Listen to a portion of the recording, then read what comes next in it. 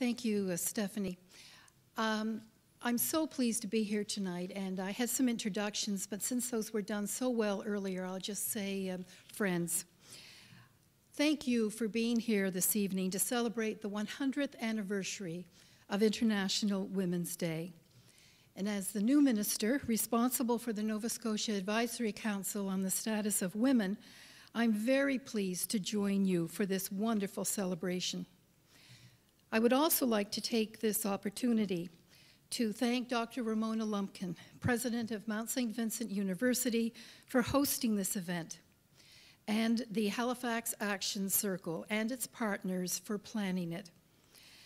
As many of you know, the day was first marked in 1911 to protest women's working conditions and to also gain full citizenship rights for women.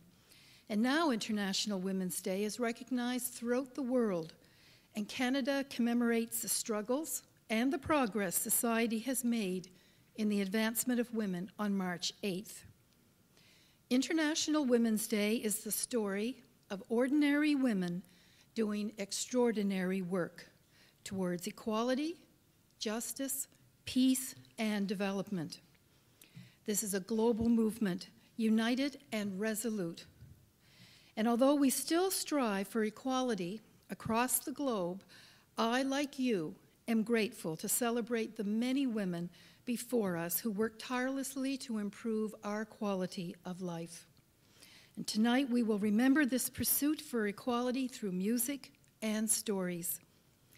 It's an honor to be in the presence of a wonderful group of women whose talent, diversity, and depth of experiences will serve to remind us how far we have come, our journey in the days ahead, and the part we can play to ensure that women and girls take their place in history and in our communities.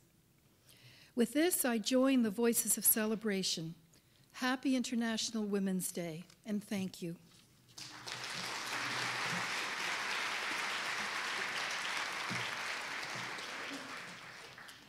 Colleen Garreau, Dr. Rumpkin, and the members of Mount St. Vincent University, the Honorable Marilyn Moore, other political leaders, honored guests, performers, and ladies and gentlemen. 100 years!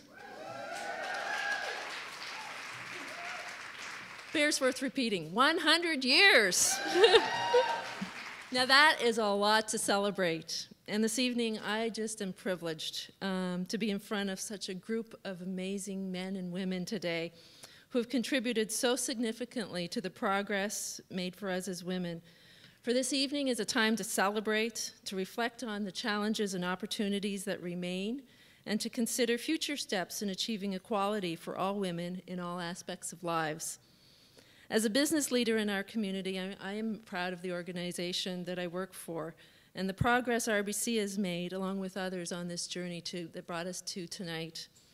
For RBC, this journey started actually in 1900 here in Halifax when we hired our first woman, and her name was Jenny Moore. And she joined the bank as a clerk and then as a stenographer. And it wouldn't be until the First World War when women moved from the back office to the front line as tellers, establishing that public presence for the first time for women at RBC. If I dial it forward to 2011, where are we today? Well, we have 70,000 employees. 62% of them are women. 54% of the managers are women. And 38 of our executives are women. RBC continues to work hard and build on this progress for the years ahead. In fact, you're looking at one of those ladies who the bank helped create such opportunities. When my mother started as a teller 45 years ago, her banking career lasted about 6 months. She became a full-time mom shortly afterwards. She had the same experience and credentials as the gentleman who worked next to her.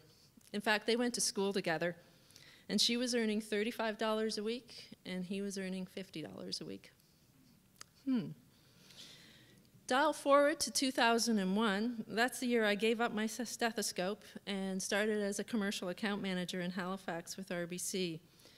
My long-term vision back then was to have the job I have today, VP Commercial. And at that time, there were very few women in this role, which was primarily male-dominated in that part of banking. But it was those men and women who acted as my mentors and collectively helped my career path so that I could achieve my goal today. And joining me here tonight are two other women within our organization who've been introduced. Wendy Zettner, who is our investment retirement planner. And if you want to know more about Wendy does, I think there's a little insert in your brochure. And Alicia Elward, who's our regional vice president for career sales in Atlantic. In addition to creating opportunities within our company, RBC is equally as committed to helping women entrepreneurs grow. One example is through our Women Market Champions throughout Atlantic Canada, and today they spent a lot of time going out and celebrating as women came into the branches and in visiting women entrepreneurs within their local communities. Because women have a big impact in our economy and in our society, and we want to be there to help to support them and to grow. Did you know, and these are some really interesting statistics, women entrepreneurs are one of the fastest growing business segments in Canada.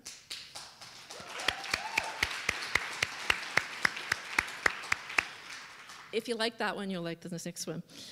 Canadian firms run by women create jobs at not 1 time, 2 times, 3 times, but 4 times the rate of the national average, collectively providing more jobs than the top 100 companies combined.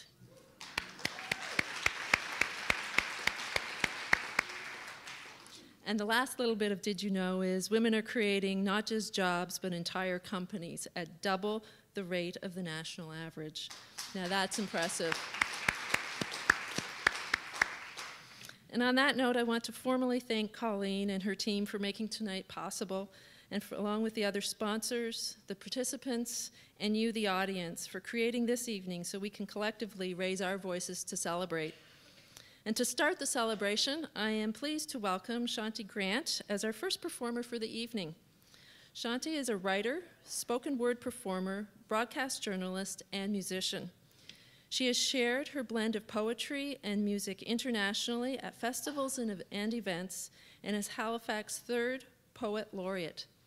Shanti is a Poet of Honor at the 2010 Canadian Festival of Spoken Word, and is the host of All the Best on CBC Radio 1. Ladies and gentlemen, please join me in welcoming Shanti to the stage.